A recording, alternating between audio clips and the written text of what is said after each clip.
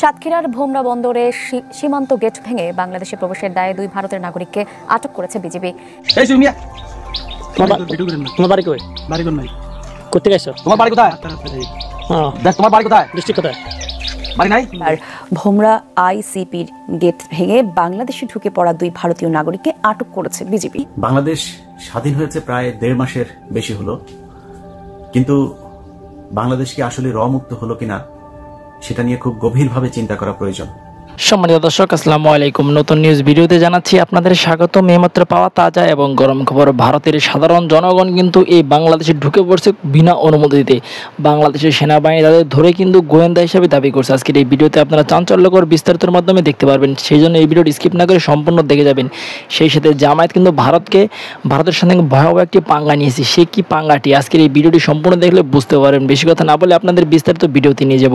বিস্তারিত ভিডিওটি দেখার আগে একটা রিকোয়েস্ট, যারা এরকম নিউজ ভিডিও পেতে পছন্দ করেন তারা অবশ্যই চ্যানেল সাবস্ক্রাইব করে আমাদের সাথেই থাকবেন। চলুন তাহলে এই ভিডিওতে একটি লাইক দিয়ে আমরা বিস্তারিত ভিডিওগুলো মোবাইলের স্ক্রিন থেকে ধারাবাহিকভাবে দেখে আসি। সাতক্ষীরার ভোমরা বন্দরে সীমান্ত গেট ভেঙে বাংলাদেশে প্রবেশের দায়ে দুই ভারতের নাগরিককে আটক করেছে বিজিবি। আটককৃত প্রকাশ সরকার ও দিলু সরকারের বাড়ি ভারতের উত্তর 24 পরগনায়। বিজিবি জানায়, গতকাল গভীর রাতে ভারতের ঘোজাডাঙ্গা সীমান্ত ও বিজিবির ক্রসিং গেট ভেঙে পিকআপ নিয়ে বাংলাদেশে প্রবেশ করে তারা। এতে সেখানে থাকা কয়েকটি যানবাহন ক্ষতিগ্রস্ত হয়। পরে তাদের আটক করে থানায় সোপর্দ করে বিজিবি।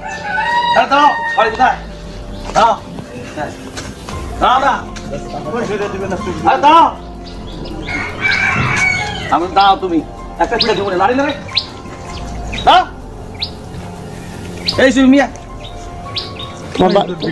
তোমার বাড়ি কই? বাড়ি কোন নাই? কোথা গেছো? তোমার বাড়ি কোথায়?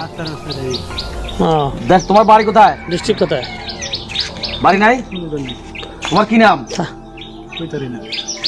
তো রাত্রে থাকো কোথায়? দেশ বিদেশে যে সমস্ত বন্ধু বান্ধব ফেসবুক বন্ধুরা উপস্থিত আমাকে দেখছেন, এইসব মাথায় ঝুপড়িওয়ালা পাগল বেছে বিভিন্ন লোক, বিভিন্ন নামদারে বিদেশি বিভিন্ন গোয়েন্দা সংস্থার লোক আমাদের দেশের স্বাধীনতা সার্বভৌমত্ব নষ্ট করার জন্য, এবং এই গোয়েন্দা সংস্থার বিদেশি লোকগুলো পাড়ায়, মহল্লায়, গ্রামে, শহরে এভাবে পাগল বেশি বসে থাকে। আপনারা এইসব পাগলকে দেখলে পাগল মনে করবেন না। আমাদের পদ্মা সেতুকে ধ্বংস করার জন্য এভাবে পাগল বেশে বিভিন্ন বিদেশি গোয়েন্দা সংস্থার লোক তারা কাজ করছে। আমাদের বাংলাদেশ সেনাবাহিনীর এবং সরকারের সার্বিক সহযোগিতায় তাদেরকে অনেকেরই গ্রেপ্তার করে এখন জেলখানায় আছে। সামনে আমাদের দেশের নির্বাচন, আমাদের দেশের আইনশৃঙ্খলা পরিস্থিতি নষ্ট করার জন্য এবং বিভিন্ন জঙ্গি কার্যক্রমে জড়িত হওয়ার জন্য এদেশে বিভিন্ন কুসংস্কার সৃষ্টি করার জন্য কিছু লোক, বিদেশি সংস্থা এই সমস্ত পাগল বেশে আউলাকে সে পাগল বেশে দেশের বিভিন্ন জায়গায় ছেড়ে দিয়েছে। আমার সামনে যে লোকটি দাঁড়িয়ে আছে, এই লোকটি আমাদের বাড়ির সামনে এখন আসে বসে আছে। আমার হঠাৎ করে মনে হলো যে আপনাদেরকে বিষয়টা দেশবাসীকে অবহিত করা। তোমার নাম কি বলো? তোমার কি নাম? তোমার কি নাম? তোমার কি নাম? তুমি কথা না বললে আমি তোমাকে এখন পুলিশে দেবো। তোমার কি নাম? তোমার কি নাম? তোমার বাড়ি কোথায়? বাড়ি কোথায়? এখানে উল্লেখযোগ্য যে বিষয়টি, আমি যখন ভিডিও কথা করব বলছি, এই লোকটা সাথে সাথে উঠা বাইরে রওনা দিছে। সে ভিডিও করতে দিতেছে না। সে কি কোন দেশের নাগরিক সেটাও বলছে না, তার বাড়ি কোথায় সেটাও বলতেছে না। প্রথম বলছে যে বাড়িঘর জানা নাই, কিন্তু সে একটা হোস্টেল লোক, ধূমপান করতেছে দেখা যাচ্ছে, এতে সিগারেট টানাতে সেখানে বসে আছে। এই বিষয়টা আমি এখন পুলিশকে, থানা প্রশাসনকে অবহিত করব। আপনারা এই বিষয়গুলো যেখানে এই সমস্ত আউলাকে সে পাগল বেশে লোক দেখেন, সতর্ক দৃষ্টি থাকবেন এবং তাদেরকে শুধু পাগল মনে করবেন না। প্রয়োজনে আমাদের আইনশৃঙ্খলা বাহিনীর হাতে তুলে দিবেন। পুলিশ প্রশাসন আছে আমাদের, তাদের কাছে তুলে দিন। আমাদের র্যাব বাহিনী আছে, তাদের কাছে তুলে দিবেন। আসসালামু আলাইকুম। বাংলাদেশ স্বাধীন হয়েছে প্রায় 1.5 মাসের বেশি হলো, কিন্তু বাংলাদেশ কি আসলে মুক্ত হলো কিনা সেটা নিয়ে খুব গভীরভাবে চিন্তা করা প্রয়োজন। বাহ্যিক যে পরিস্থিতি, সেই পরিস্থিতিতে যেটা মনে হচ্ছে যে রয়ের বাংলাদেশের যে বিচরণ, স্বাধীন বিচরণ এই গত 15 বছরে প্রতিষ্ঠিত হয়েছে, সেই বিচরণ এখনো পর্যন্ত আছে। ধরেন পাকিস্তানের মতো দেশ চিরপ্রতিদ্বন্দ্বী, সেখানেও কিন্তু তাদের অনেক কার্যক্রম পরিচালনা করে, মাঝে মাঝে মধ্যেই কিন্তু তারা সেখানে অপারেশন করেন। আর বাংলাদেশে তো ধরেন প্রতিটা, বলা যায় প্রায় সবগুলো যেসব হিন্দুরা আছে এখানে, তারা সবাই রয়ের এজেন্ট।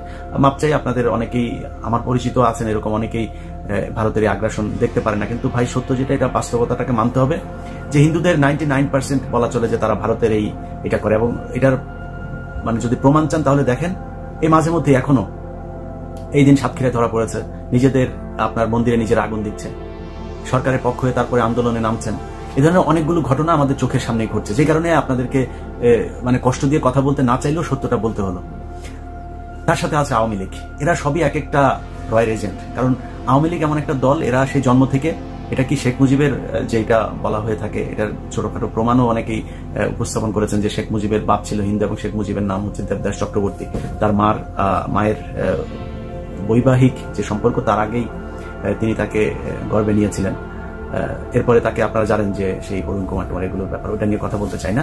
তো এই শেখ মুজিব যে মানে রক্তটা যেহেতু ওইখানকার, সেই কারণেই কিনা জানি না তাদের ভারতের প্রতি একটা টান আছে, এবং সেই টান থাকার কারণে তারা সবসময় ক্ষমতায় আসার আগে ভারতের হয়ে, তারপরে শেখ মুজিব আপনার সেই 10 জানুয়ারি দেশে আসার আগে সে হয়ে আসলো কলকাতা, দিল্লি, আবার সেই শেখ মুজিব ওইখান থেকে তাদের সেই সংবিধান, তারপরে স্বাধীনতার ঘোষণাপত্র সব বাদ দিয়ে ইন্ডিয়া যেভাবে তাকে বললো সেভাবে ইন্ডিয়ান সংবিধানের আদলে যেভাবে বাংলাদেশের সংবিধান শুরু হলো।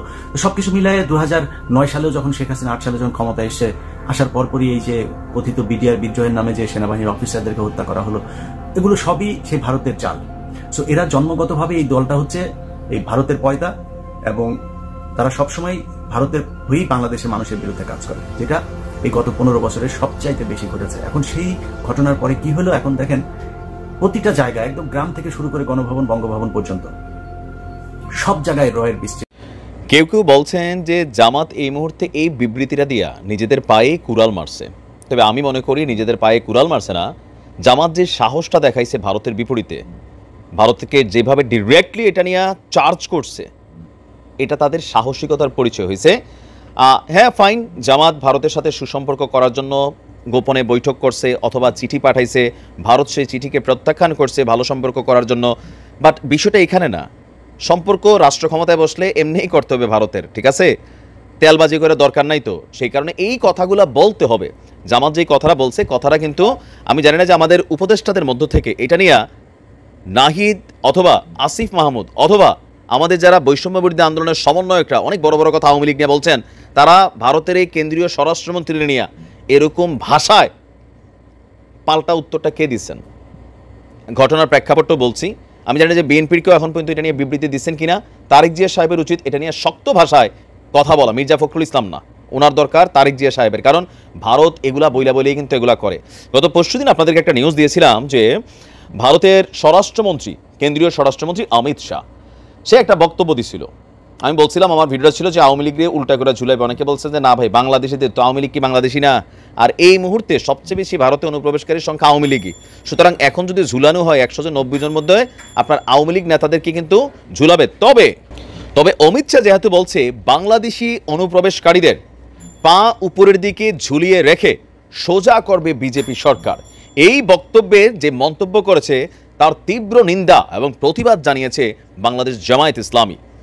22 সেপ্টেম্বর বাংলাদেশ জামায়াত ইসলামের সেক্রেটারি জেনারেল অধ্যাপক মিয়া গোলাম পরোয়ার এক বিবৃতি দিয়েছেন। তিনি বলছেন যে ভারতের স্বরাষ্ট্রমন্ত্রী অমিত শাহ যে বক্তব্য দিয়েছেন সেটা আন্তর্জাতিক আইন এবং মানবাধিকারের পরিপন্থী। তিনি বলছেন, আমি জামায়াত ইসলাম তার এই বক্তব্যের নিন্দা প্রতিবাদ জানাচ্ছে। তার এই ধরনের বক্তব্য বাংলাদেশের সাথে বন্ধুত্বপূর্ণ সম্পর্কের ইঙ্গিত বহন করে না।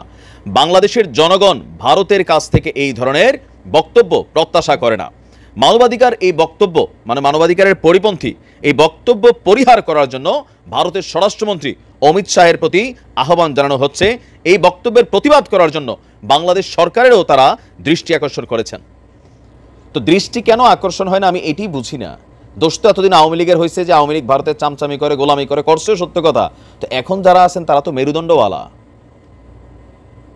কেন এখন ভারত ইস্যুতে আসিফরা কথা বলে না, নাহিদরা কথা বলে না, সার্জিসরা এরকমভাবে এই বিষয়টা নিয়ে শক্ত বক্তব্য দিচ্ছেন। আমি জানি না, হয়তো বা খুবই মানে এই ভিডিওগুলো হয়তো ভাইরাল হওয়ার পর দিবে, বাট দেওয়া দরকার।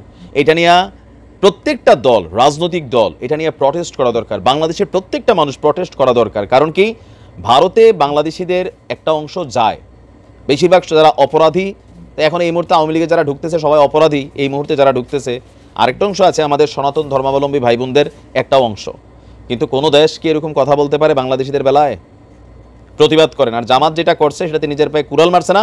যাদের মেরুদণ্ড আছে আমি মনে করি তাদের কাছে জামাতের এই বক্তব্যটা অবশ্যই পছন্দের হয়েছে, আমারও পছন্দ হয়েছে যে রাষ্ট্র ক্ষমতায় গেলে ঠিক এইভাবে কথা বলতে হবে। এখন অনেকে বলতেছে যে জামাত ভারতের সাথে একটা সুসম্পর্ক করতে চাইছে, বিজেপি সরকারের সাথে বা ভারতের সাথে একটা চিঠি দিয়েছিল। এটা নিয়ে ভারতের যারা পররাষ্ট্র মন্ত্রণালয় তারা বলছে যে না, তারা জামাতকে আসলে সন্ত্রাসী সংগঠন হিসেবে দেখে, তারা জামাতের সাথে কোনো ধরনের সম্পর্ক করবে না। এইটার প্রতিশোধ নেওয়ার জন্য জামাত পার্সোনালি এই বিবৃতিটা দিছে। ভাই দেখেন, দিছে তো নাকি? আপনি এত সুতা খুঁজা লাভ নাই, দেওয়াটা জরুরি। কে দিছে, কেমনে দিছে, কেন দিছে, ডাজন্ট ফ্যাক্ট দিছে। এটা বাংলাদেশের সার্বভৌমত্বের ইস্যু, বাংলাদেশের নাগরিকদের মান মর্যাদার ইস্যু। আমরা আশা করি খুব শীঘ্রই সরকারের পক্ষ থেকে এটা নিয়ে শক্ত প্রতিবাদ হবে। ভালো থাকবেন। প্রিয় দেশবাসী, শুরু থেকে শেষ পর্যন্ত যারা এই ভিডিওটি দেখেছেন সকলকে জানাই অসংখ্য অসংখ্য ধন্যবাদ। যারা এরকম নিউজ ভিডিও পেতে পছন্দ করেন তারা অবশ্যই এই চ্যানেলটি সাবস্ক্রাইব করে পাশে থাকা বেল আইকনটি বাজিয়ে দিবেন। যারা এখন এই ভিডিওটি শেয়ার করেননি, এই ভিডিওটি দ্রুত শেয়ার করে সকলকে দেখার সুযোগ করে দিন। আজকের মতন এই পর্যন্ত, দেখা হচ্ছে পরবর্তী কোনো ভিডিও নিয়ে ইনশাল্লাহ।